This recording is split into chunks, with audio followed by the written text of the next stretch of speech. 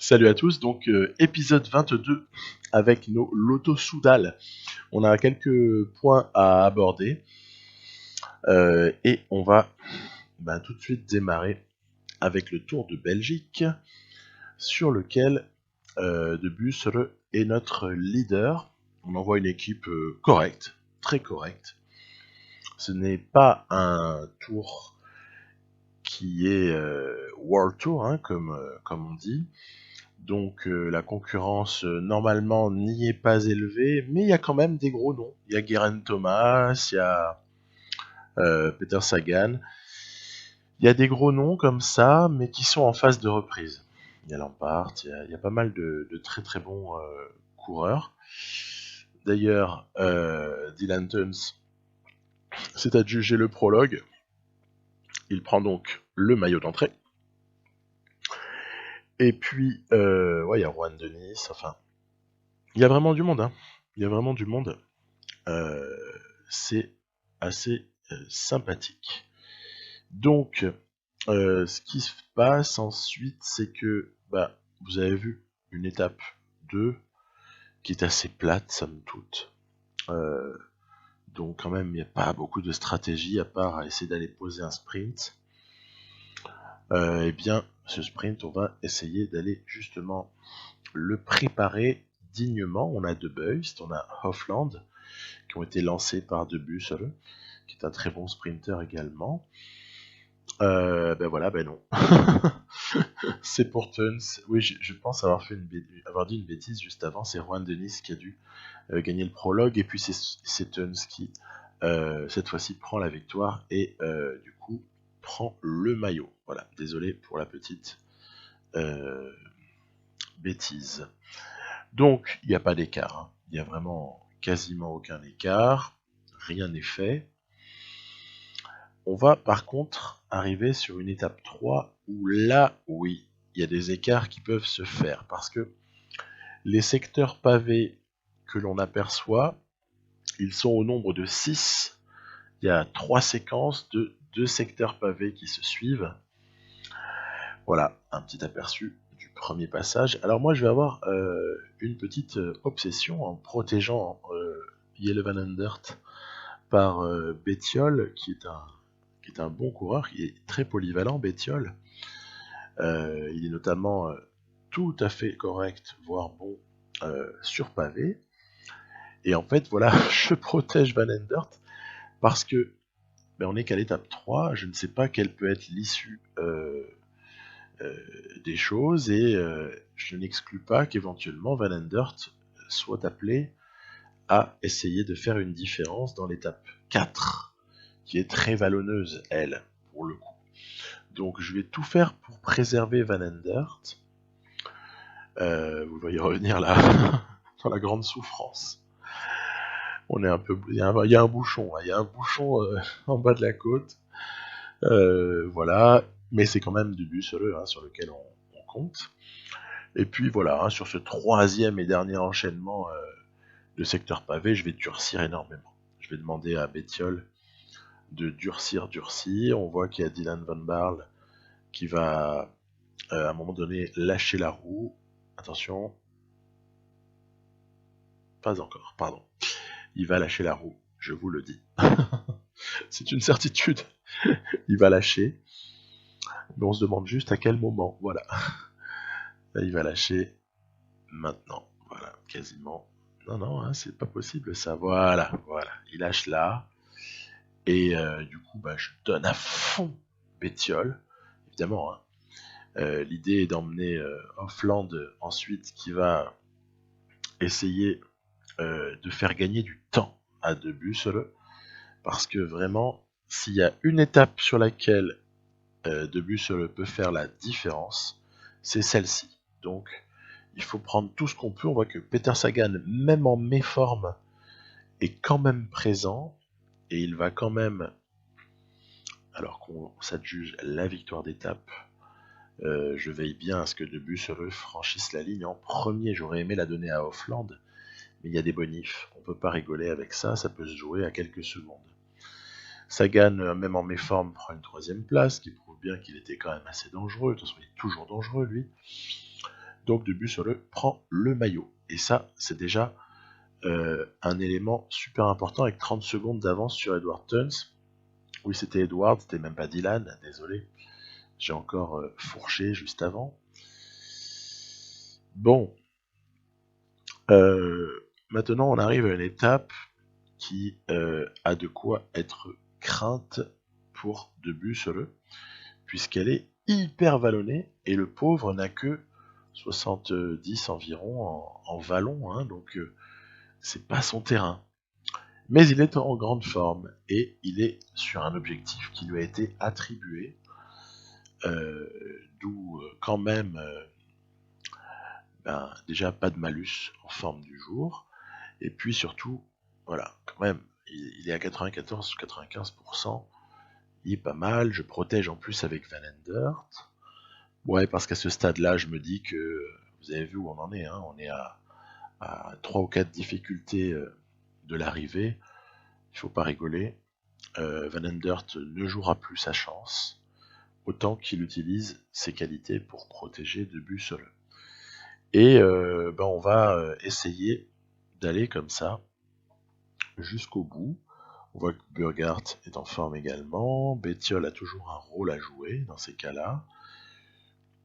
Et puis, en fait, oui, beaucoup d'agressivité. Je tente vraiment d'imprimer un rythme, profitant du fait que les tout meilleurs coureurs, en tout cas ceux qui ont les plus beaux noms, ne sont pas dans une forme optimale. Donc, il ne faut pas hésiter. Même Valgren, hein, qu'on va attaquer, qui est un client, n'est pas dans une forme optimale. Donc, on en profite. Et puis là, c'est du Van Avermaet, Stybar, Debus. On se croirait sur une étape de pavé. En même temps, c'est le Tour de Belgique, on n'en est pas bien loin. Hein. Et donc, on a fait ce qu'il fallait pour limiter la casse. Voilà. Debus terminera à une 10e place cette étape, mais aucune importance. Il a fait ce qu'il fallait pour ne pas concéder de temps et donc conserver son maillot de leader avec une petite trentaine de secondes sur Stybar. Et surtout que l'étape 5, en fait c'est une formalité, hein, il suffit juste de suivre. Il faut juste ne pas se faire distancer. Il y aura un petit sprint à préparer, on va pas s'en priver. Essayer de proposer quelque chose à Hofland. Étant donné que le malheureux de Beust s'est encore une fois fait larguer dans une étape. C'est assez fréquent, hein. Je lui reprocherai ceci à De Beust, c'est d'avoir vraiment du mal à tenir le coup alors qu'on est battu très très légèrement au sprint. De Beust a du mal à tenir sur la longueur. Bon, bref. Je pense quand même peut-être le garder, mais c'est vrai qu'au bout d'un moment, c'est un petit peu épuisant, un sprinter qui n'arrive pas à aller au bout des étapes. À ce moment-là, ses qualités de sprint ne servent pas à grand-chose. Bon, on verra plus tard. Donc, victoire finale pour Debus. Et on va justement maintenant faire un petit point de la situation globale de notre équipe. Donc, un point sur les côtés contractuels. Il faut bien voir que on a beaucoup de coureurs majeurs qui sont sous contrat jusqu'en 2021. Jusqu'en 2020, il y a, on va dire, Benoît et Van Endert. Et puis, pour ceux qui sont en fin de contrat, voilà, j'établis des priorités. C'est Debus, c'est lire, c'est Wallace et c'est Lambrecht, plus 2 sprinters, plus Hausler. Et en fait, je peux déjà me projeter sur l'argent qui sera dispo. Pour ces 7 coureurs-là, on va avoir 220 000 euros. Voilà. C'est pas beaucoup en fait. Mais c'est pas beaucoup du tout. Parce que y a beaucoup d'argent qui est pris par les coureurs qui sont sous contrat longtemps, hein, donc on a peu de marge de manœuvre en fait. Et puis il va falloir faire vachement gaffe à garder de l'argent en réserve pour Tish Benoît, parce que ce dernier sera gourmand et ce sera justifié. Donc en fait, je ne sais pas si on pourra garder tout le monde. Je parle de 2019 pour 2020. Hein. Qu'on pourra pas garder tout le monde sur le long terme, c'est une certitude. Même avec le budget de la Sky, on pourrait pas. Et donc, on pourra vraiment pas. Voilà, et maintenant, on va faire un petit point dans le jeu sur la suite de notre saison. Alors, on est donc juste après le Giro et le Tour de Belgique qui terminent tous les deux le même jour. Et puis, la suite là du programme, c'est le Tour du Luxembourg, c'est le Dauphiné, c'est le Tour de Suisse. J'ai aussi participé à cette épreuve, le Star Electra Tour, qui a lieu aux Pays-Bas. Ça, c'est pour aussi donner des petits jours de course à certains. Voilà. Pas plus que ça. Il faut faire attention, pas mettre quelqu'un qui est nul sur pavé à cet endroit-là, parce que sinon, il peut éventuellement se blesser, parce qu'il y a un moment donné où il y a une étape sur laquelle il y a des pavés. Donc ça n'apparaît pas là dans le récapitulatif en miniature, mais c'est le cas. Donc certains doubleront le championnat national contre la montre et en ligne. Par exemple, voilà, Omen. Donc sans aucune prétention, hein, par exemple. Omen, lui, il a juste une seule chose en tête. Voilà. La seule chose en tête qu'il a, c'est la Vuelta. Il va être à 99, 100, 100 et 100. Voilà. Donc, Omen, on va penser uniquement à la Vuelta pour lui. Objectif avoué, top 5. Voilà. Top 5 réalisable. Bettiol, en revanche, lui, son objectif dans l'immédiat, c'est d'essayer d'être champion d'Italie. Courbassan. On verra si je maintiens ou pas la participation parce qu'elle est synonyme de fatigue à la Classica San Sebastian. On va voir. Ou si on vise plutôt les Canadiennes, on verra. Là, je dois encore réajuster. Buchmann, il sort de son succès au Giro. Bon, il est en petite forme pour le Tour. Il est en toute petite forme. Ça va être du 92, 93, 95, voilà. C'est tout. Ça devrait suffire pour apporter un coup de main. C'est tout ce qu'on lui demande. Pourquoi ? Parce qu'après, sa mission, ce sera d'être relativement à bloc sur la Vuelta afin d'apporter tout le soutien nécessaire à Omen, dont c'est le tour. Hein, voilà. Ce sera lui qui sera favorisé, a priori en tout cas, parce qu'après on a toujours des rebondissements. Hein. En ce qui concerne le Tour de France, on peut voir que Matthews, avec son poisson pilote Hausler, vont être alignés. On peut voir également que Wout van Aert sera aligné, mais lui, ce sera parce qu'il est en train de préparer le Tour du Benelux. S'il peut gratter à San Sébastien, on se privera pas. Et vous voyez, je fais exprès que la forme optimale, elle soit atteinte au moment du Benelux. Voilà. En revanche, donc, Buchmann, on en a parlé. Buchmann, il a un rôle d'accompagnateur sur le Tour. Hausler, c'est le copain de Matthews. Je reviendrai sur Painu et Rugg. Alors, eux, je les ai juste pris pour une chose. C'est le contre-la-montre par équipe. Voilà, 72 pour l'un. Rugg, c'est un spécialiste, même s'il est encore un peu faible, hein, il est jeune. Hein, 71, voilà. Donc, ces deux-là, c'est parce que je devais économiser beaucoup d'autres coureurs et que, tant qu'à prendre deux jeunes, autant prendre deux jeunes qui peuvent tenir la route en CLM. Tish Benoît, en revanche, aura, après sa saison de classique assez formidable et avant une fin d'année qui devrait l'être tout autant, aura un rôle. De toute façon, le début du tour, il n'y a pas besoin d'être à 100% pour un mec comme Tish Benoît. Il n'y a pas besoin, en tout cas. Par contre, il sera à 100% sur la toute fin. Ce qui veut dire que si par bonheur il y avait un coup à jouer, il pourrait le jouer. Que ce soit, je ne sais pas, un maillot à poids, une place dans le top 5. Je n'en sais strictement rien. L'idée étant qu'il ira ensuite en petite forme accompagné sur le Benelux. Ça peut suffire, mais il ira en petite forme. Ce ne sera pas lui le leader, ce sera Wout van Aert. Après, il va s'écumer les petites classiques là. Voilà. Mais en petite forme, toujours pareil. Aucune prétention parce que la seule prétention qu'on a en cette fin d'année, enfin je devrais dire il y en a une autre, hein, c'est juste avant, c'est le championnat du monde, mais la seule prétention c'est le Tour de Lombardie. Voilà.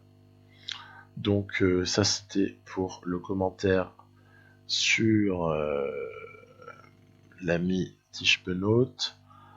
Et pour compléter, le seul qu'on n'a pas évoqué, c'est évidemment Tim Wellens. Tim Wellens, depuis son abandon sur le Giro, il a de la réserve d'efforts possible. Je l'aligne au Luxembourg, je l'aligne en Tour de Suisse, où il aura peut-être une carte à jouer, on va voir, ça dépendra un petit peu. Je l'aligne au championnat de Belgique, et puis surtout au Tour de France, il sera à 98, 98, 100 et 100. Voilà. Ça nous fait du 98 de moyenne ici, 99 de moyenne et 100. On verra bien. On verra bien ce que ça donne. Il accompagnera aussi au Benelux, voilà. Pourquoi pas. Il ira même se taper éventuellement 2-3 classiques. Même à 95%, il est capable d'aller gagner certaines choses. Il sera à 98-99 pour le championnat du monde. Et il sera à, pareil, 98, bon, pour le Tour de Lombardie. Si par exemple je fais ça, vous voyez, voilà, hop, voilà, je suis obligé de lui mettre une semaine de repos parce qu'il y a beaucoup de semaines de travail. Voilà, même si je fais ça, vous voyez, je perturbe tout. Ça joue vraiment à un clic, hein. Ça joue à un clic. Voilà. Donc voilà pour ce point. Vous voyez, j'ai pas encore tout rempli la suite parce que je me laisse encore la possibilité de faire des changements. Voilà. En fait, chronologiquement, j'ai tout programmé jusqu'au Giro. Et là, dans un deuxième temps, j'ajuste. Et ensuite, j'ajusterai la fin de saison environ à la mi-Tour de France, quoi. Vers là. Pas encore, pas avant. Parce que, encore une fois, j'ai des coureurs qui n'ont pas beaucoup couru. Je m'en fiche un peu, hein, parce que de toute façon, on veut des résultats, on veut de la compétitivité. Voilà, c'est tout. C'est tout. Donc il y a des mécontents, hein, on peut le voir. On peut le voir. Il y a des gens qui sont mécontents. C'est où? C'est là. Voilà, satisfaction. Voilà, par exemple, il y a un qui est agacé, un autre qui est agacé. Ce sont des jeunes qui ne courent pas beaucoup. Ouais, bah ok, c'est pas grave. C'est pas grave. Voilà. Donc, ça, c'était pour le point sur la planification. On a, voilà, vous voyez, je suis 28 mai, GP du Luxembourg à venir. On va essayer d'avancer un petit peu. Alors, ce Tour de Luxembourg revêt de l'intérêt principalement parce que Wellens y fait sa rentrée et l'aperçu que je souhaitais vous en donner, c'était évidemment un aperçu de l'étape numéro 3, qui est vraiment l'étape sur laquelle il y a une différence à faire, parce que pour le reste, l'étape 4 a beau être classée vallon, elle n'est pas sélective, et les 3 autres étapes, la 1, la 2, la 5, sont clairement plates. Donc, s'il y a quelque chose à faire, c'est ici. Et on voit que, de façon assez traditionnelle et peu surprenante, après avoir durci la course, notamment via l'aide de Bettiol et le soutien de Van Aert pour protéger, eh bien, je tente de partir avec Tim Wellens. On est encore un petit peu loin de l'arrivée. Mais Tim Whelan, c'est quelqu'un qui a des qualités de baroudeur assez importantes. À partir de là, je me dis que c'est possible. On va se faire reprendre, parce que mine de rien, le plateau a beau ne pas être très relevé dans ce tour du Luxembourg, eh bien, ceux qui sont là ont dû cocher la case au moment de la préparation, parce que ils sont bel et bien en bonne forme. On voit Conti là qui suit remarquablement bien. Le Gonçalves là, il y a quelques coureurs comme ça, même si Koenig est un petit peu à l'arrache, qui sont là et bien là. Ce qui veut dire qu'on a besoin de planter plusieurs attaques en fait, hein, pour pouvoir réellement s'échapper. Et encore, l'avance qu'on arrive à construire n'est pas bien grande. Elle n'est pas bien grande, cependant là, on arrive très très proche de l'arrivée. Il faut savoir que l'arrivée de cette étape, elle est juste après une descente, donc il ne faut pas se priver avec Tim Wellens pour lancer le sprint bien à temps. Profiter de cette descente pour voilà, aller cueillir cette victoire. Il faudra d'ailleurs au passage m'expliquer comment certains coureurs peuvent être en grande forme au Giro et aussi faire le Luxembourg juste derrière, alors que d'ailleurs on verra aussi qu'au Dauphiné c'est la même problématique. Pour moi, une semaine de repos minimum est nécessaire après le Giro, mais visiblement pas pour l'IA. Donc voilà, c'est à prendre en compte. Victoire finale de Wellens, hein, on va pas en faire des tonnes, mais c'est toujours ça de prix. Donc ensuite, Dauphiné. Alors Dauphiné, on n'a pas beaucoup d'espoir. Le Dauphiné, c'est vraiment histoire d'y aller parce qu'on est obligé. C'est une course World Tour. Et puis notre Tiche Benoît national.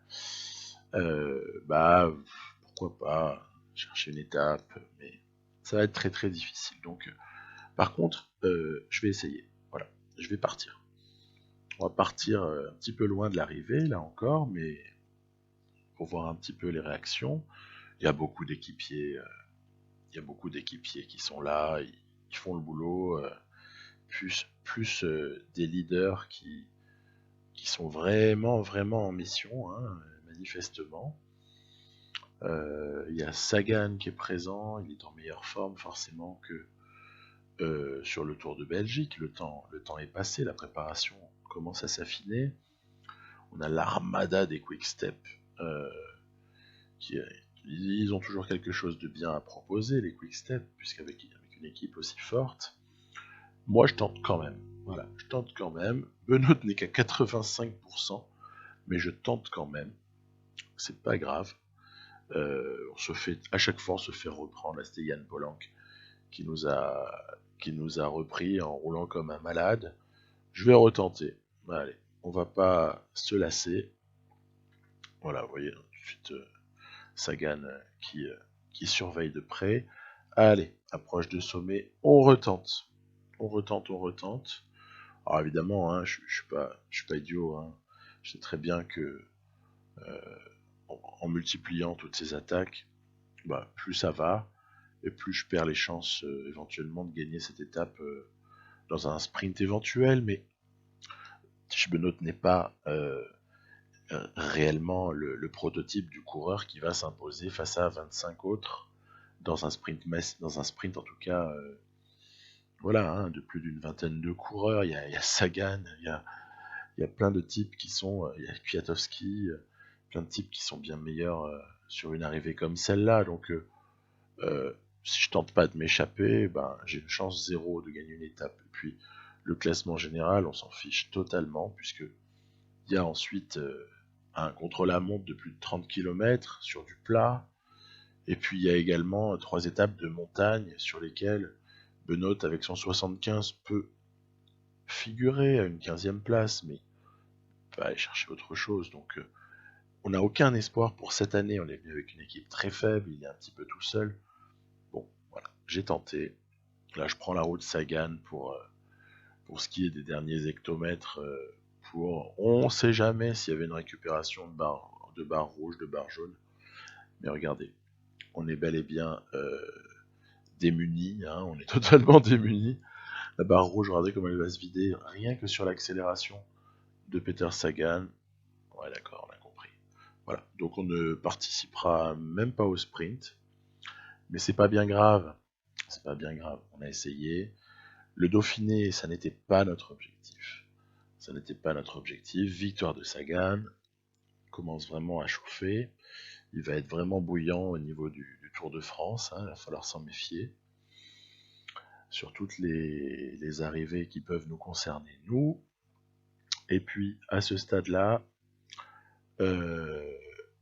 voilà, vous voyez, Kelderman est le leader. On va pas en faire des tonnes. C'est Froome qui va gagner ce Dauphiné. Vous voyez, il y a des spécialistes, il y a des grimpeurs là, dans les premières places. Il n'y a strictement rien à faire. Par contre, au Tour de Suisse, c'est pas la même configuration. C'est pas la même configuration du tout. Je pense qu'on pourrait espérer un top 5 avec Tim Wellens, surtout qu'il est en forme, le garçon. C'est une course de reprise pour Michael Matthews, donc on va pas attendre des tonnes avec ce dernier. On a Bettiol à 90%, on sait jamais, ça peut partir. Ça peut partir hein, sur un malentendu, hein, si ça roule pas trop derrière. Et puis c'est un petit peu ce qui va se produire en fait. Regardez là, je remonte le peloton, blah, énorme chute. Et là, je me dis, oh là là, il n'y a qu'une dizaine de coureurs en poursuite. Autant ça le fait. Autant il peut aller au bout. Surtout que il y a une avance qui va être... voilà, vous voyez, là, ça roule pas des masses. L'avance va grimper. Il y aura même une trentaine de secondes, voilà. Et ouais, mais il y a les quick steps, voilà. Il y a quand même 3 quick steps. Peu à peu, le peloton va se reconstituer avec le retour de tous ceux qui étaient pris dans la chute ou qui avaient pâti de cette chute. Et on voit que ça lance déjà, là, sa grosse accélération de Stibar. Voilà, et c'est pour 2 quick steps, c'est Viviani et Julien Alaphilippe. Donc bon, ce Tour de Suisse, on va le disputer. Hein, on va pas s'en priver, il est très très intéressant toujours. Par contre, voilà, je continuerai à l'épisode suivant. Je vous dis à très très bientôt pour la suite. Bye bye.